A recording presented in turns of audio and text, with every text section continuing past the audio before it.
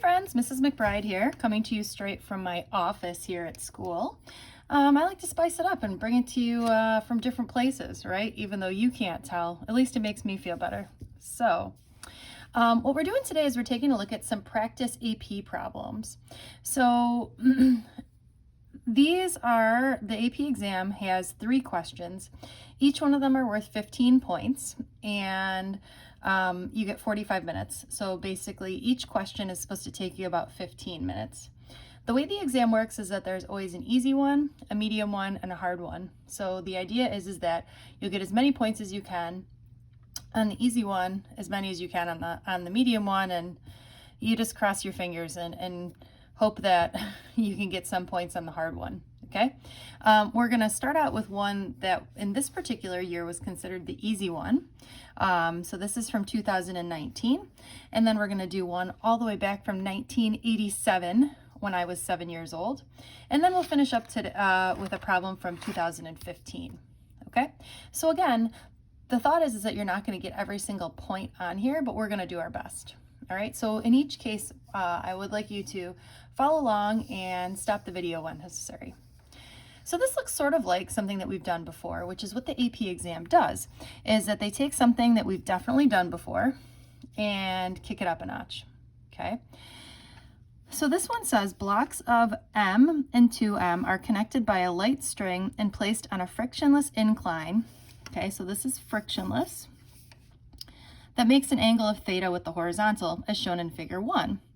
Another light string connecting the block to a mass of M as a hanging sphere of mass big M passes over a pulley of negligible mass and negligible friction. They're telling you that because at some point we're going to talk about pulleys that have mass, and therefore they're going to have some energy that's associated with them. The entire system is initially at rest and in equilibrium. So this tells me immediately that the sum of the forces is equal to 0, okay, or basically that the forces are balanced. So what it wants you to do is, on the dots below that represent the blocks, which is weird, right? Because there's 3 blocks, but they only want you to draw 2 free body diagrams. They want you to label the forces that are acting. So again, pause the video here and let's go ahead and label the forces that are acting. All right, hopefully you came up with this. So on this particular block, you have T2 and the force of gravity. On this circle, that's weird that this is a block, but this is a circle. But anyways, okay. This is T2, this is T1, this is Fn, and this is Fg. Now, you have to make sure that you don't add in anything unnecessary. For me, I know that you're going to break this into its components, but on the AP exam, you never want to do that, because if you break it into its components incorrectly, then you won't get points for that. Okay, but since we're here, we're going to go ahead and do that and say that this is theta, and we know that what is pulling things down the ramp? I hope you were saying Fg sine theta.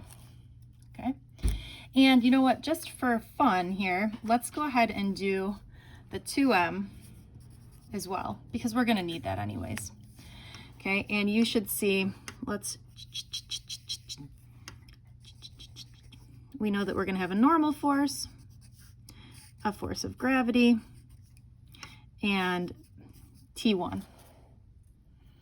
Okay, and again, I'm going to break this into its components, and I know that Fg sine theta is pulling down the ramp. Okay, let's see what this wants us to do now. This is very common, which is why we're taking a look at these type of problems, is they want you to derive an expression. So derive an expression basically means you're going to create an equation. And that equation is going to be all in letters, no numbers. Okay, so you're deriving an expression for the magnitude of each of the following. If you need to draw anything other than what you have drawn in part A, use the space below. Do not add anything to the figure. That's like the, hey, obviously you need to add something else. We know you need to add something else, so draw it below, okay? So what we're trying to find here is an expression for T2 and an expression for M. Okay, so I'm not going to follow the rules here, and I'm just going to do this on this piece of paper. Okay, so we could do the sum of the forces in the x and in the y direction, but in the x direction we know that the forces are, in the y direction we know the forces are balanced, and since we're in equilibrium we know that the forces in the x direction are balanced as well. Okay, so I'm going to start out by writing out the sum of the forces in the x direction equals 0 for both of the boxes, and here we'll write out that the sum of the forces in the y direction equals 0. So where do you want to start? I feel like we start here. This has got to be easy, right? If these forces are equal or balanced, we've got that T2 is equal to Fg. Now, can I leave that like that? The answer is no, because I need to express my answers in terms of little m, theta, and physical constants as appropriate. So that means I can use some numbers. I could use like pi would be an example of physical constant, but this really wants me to do like little g would be a physical constant. This really wants me to do all in terms of letters. So since Fg is not a choice on there, I have to go ahead and turn Fg into mg. Okay, so we're looking for, I forgot what we're looking for here. We're looking for T1. Nope, I lied. We're looking for T2. And we're also looking for big M. So for T2, can I just submit that? Like, is that it? No, because it tells me that the force T2, express your answers in terms of little m, theta, and physical constants. So it doesn't tell me that I can leave it in terms of big M. So I can't just do that for T2. So I'm going to have to use the other equations to solve for T2. Okay, I'm going to keep going here. So I see that this force is balanced by this force, or in this case, I got T1 is equal to Fg sine theta, or I know that Fg is equal to mg, so in this case I have 2 mg, because again the mass is 2m, times the sine of theta. There's nothing else I can do with that, so I'm just going to leave that there. All right, now again the forces are balanced, so I have one force pointing to the right and I have two forces pointing to the left. So I'm going to say T2 is going to equal T1 plus Fg sine theta, or T2 is equal to T1 plus mg sine theta. Okay, are you seeing where I'm headed? We're trying to solve for T2 in terms of, we can only use, as a reminder, m, theta, and physical constants. What if we take this and plug it in there? Well, let's try it. So I get 2 mg sine theta. Oh man, look at this. Plus mg sine theta. Oh my gosh, isn't this beautiful? Is equal to 3 mg sine theta. Beautiful. Okay, so this is done. We found T2. Now we have to find m. How do we do that? Well, I hope you're saying, hey, why don't we plug this in there? Or 3 little mg sine theta is equal to big mg. Or 3m sine theta equals m. All right. Now this makes me happy too, that there's just a little m in here. Thinking about units, right? Like this is just a number, this is a number, and this would be in kilograms. This would also be in kilograms. So that makes me think, all right, I probably did this correctly. Okay, flipping the page here. We've got one more part to go. Now, there were some more parts to this particular question, but they had to do with friction, which we haven't talked about yet. So the last thing I want to talk about is this. Now, suppose that mass m is large enough to descend and the sphere reaches the floor before the blocks reach the pulley. So answer the following for the moment immediately after the sphere reaches the floor. Okay, so I want you to think it's something happening sort of like this. Excuse my bad drawing here. Okay, so these two, right, are still on their way, but this guy is on the floor. Okay, so does the tension T1, remember this is our, oh, I lied, this is T2. Does our tension T1, okay, increase, decrease to a non-zero, decrease to zero, or stay the same? What do you think? I'm going to say that this decreases to zero. You can imagine that once this hits the floor, this T2 is no longer pulling. And since this is no longer pulling, the T1 is also no longer pulling. Okay, so again, these two blocks are just sort of moving due to inertia. Okay. Question double I here says, is the velocity of the block of mass m going up the ramp, down the ramp, or zero? What do you think? I would say that it's still moving up the ramp. It still has that inertia. It's still moving up the ramp. It hasn't quite stopped yet, okay? And is the acceleration of the block of mass m up the ramp, down the ramp, or zero? Well, what do you think is happening to the block? Is it increasing or decreasing its velocity? I would say since its velocity is decreasing, right, it's slowing down, that means we've got negative acceleration, or negative acceleration means that the acceleration is moving down the ramp. Okay? These problems are meant to be tough. Hopefully you thought that was a good challenge for your brain. All right, I want you to flip to 1987. Think about 7-year-old Mrs. McBride, not even knowing that she was going to be a physics teacher, not even really thinking about this AP exam in 1987, okay? An adult exerts a horizontal force on a swing that is suspended by a rope of length L, holding it at an angle of theta with the vertical. The child in the swing has a weight of W. Okay, so instead of using FG, it's telling us that we have to use W. The weights of the rope and the seat are negligible. So in terms of W and theta only, I want you to determine the tension in the rope and the horizontal force by the adult. Okay, so are you thinking what I'm thinking? Were you thinking free body diagram? Because that's what I was thinking. Okay, so let's start by drawing a free body diagram and figuring out what forces are acting and in which direction. Hopefully you pause the video and you're back now and saying that there's some tension in the rope. I called this FA, the force of the adult, and W. So these are the forces that are acting on the child.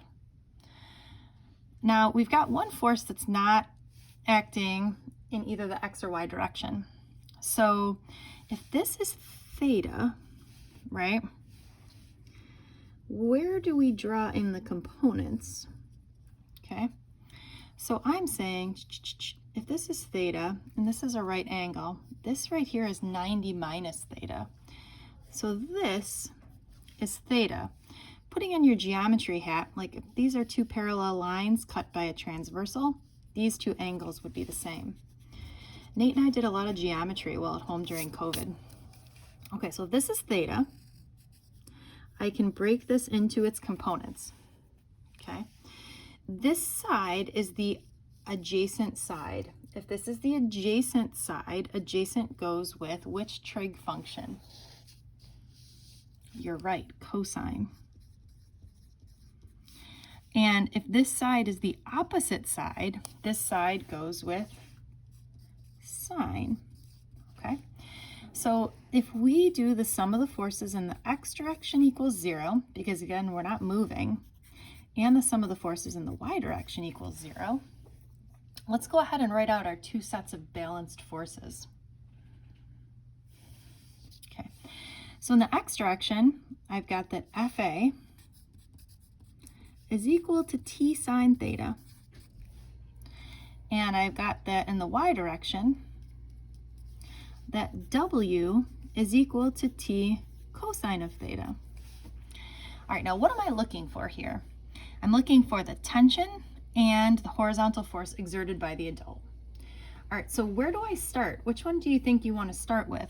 Should I find the tension first or FA? I'm thinking that this one has two unknowns, whereas this one only has one unknown, so I'm going to start here. And if I divide both sides by cosine of theta, I get the W over cosine of theta equals T. And I'm going to double check that this told me I can have this in terms of W and theta only, W and theta only. Okay, good. Now, I'm going to take this, and I'm going to plug it in here, or that I get FA is equal to W over cosine of theta times the sine of theta. Now you could leave it like that, but all the cool kids are going to say, hey, I know what sine over cosine is, right? Do you know what sine over cosine is? Yeah, tangent. Okay, and again, is this in terms of W and theta only? Sure is. All right, next, we're not going to do part D because we need some information that we haven't learned yet. So let's talk about part C. It says the adult releases the swing from rest. In terms of W and theta, determine what's happening. Okay, so I'm going to go ahead and draw the forces again because I want to, and we'll talk about why. Okay, so we still have tension, and now we have W. But which direction are we moving? We're sort of moving here in this direction. So instead, I'm going to break this force into its components, right?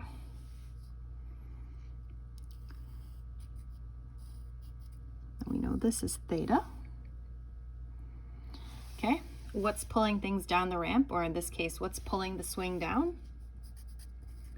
W sine theta and W cosine of theta. So now we're looking for the tension in the rope just as the swing is released. Well, can you see it right now just looking at the free body diagram? That in this case, T is equal to W cosine of theta. All right, hopefully you're still with me here. Let's go back. And we're going to do this problem here. So I'm on now 2015. Okay. So again, if you're feeling it, go ahead and go without me, but or keep staying with me. It's up to you. I enjoy having you here.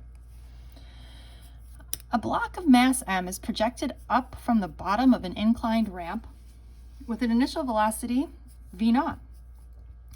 The ramp has negligible friction and makes an angle of theta with the horizontal. A motion sensor aimed down the ramp is mounted at the top of the incline so that the positive direction is down the ramp. Okay, so this is important here.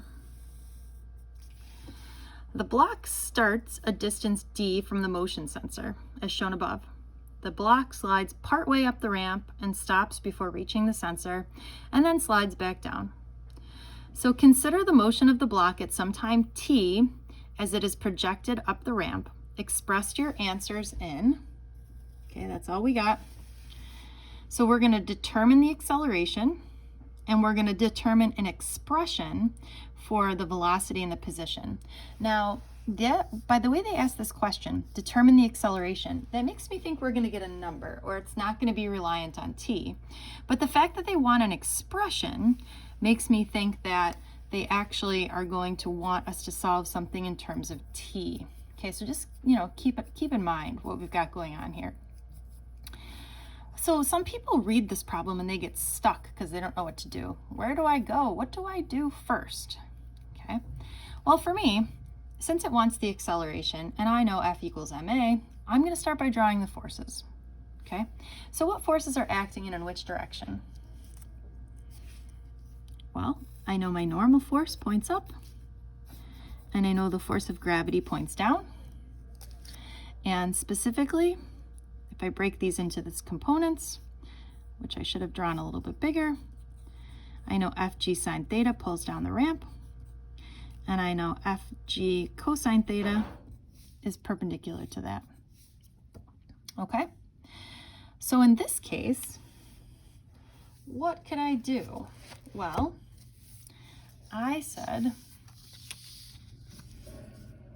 this is AI. I know that the sum of the forces equals MA, right? And I also know the positive direction is down the ramp, okay? So there's one force acting here, and that, in the direction of acceleration, is FG sine theta equals MA. Or mg sine theta equals MA. Or A is equal to g sine theta. Now I'm pretty happy about that because it says determine the acceleration of the block, and look, the acceleration is in terms of something that I could find, right? It's not determined on t. All right, now we need to determine an expression for the velocity. Well, if you're trying to find velocity, well, I think about like x, v naught, v, a, and t, right? What could I do here? Well, what do I know? I don't really know how far it has gone after it's been projected up the ramp because I don't know what the time is. But I know the time is t. I just calculated the acceleration to be g sine theta. I'm sorry, I didn't know this. 0. How do I write? No. No info. Okay. The velocity is what I'm looking for. And the initial velocity, according to my picture, is this. Now, what I need to find is I need to remember that the positive direction is down the ramp. So this initial velocity is actually negative v naught. So if I'm looking to write this out in as an equation, I'm sure you're saying to yourself, aha, we could use v equals v naught plus at, or v equals negative v naught plus g sine theta times t. And that's all we can do. And the last piece that we're going to do for today is determine an expression for the position x of the block. So instead of having no info, now that's what we're looking for. So thoughts in terms of what we could do? I'm feeling a little x equals v naught t plus 1/2 at squared, or negative v naught t plus 1/2 g sine theta times t squared. All right, now we could certainly keep going, but I feel like we're good. These problems are meant to be tough. Hopefully they gave your brain a little workout, and have a good day.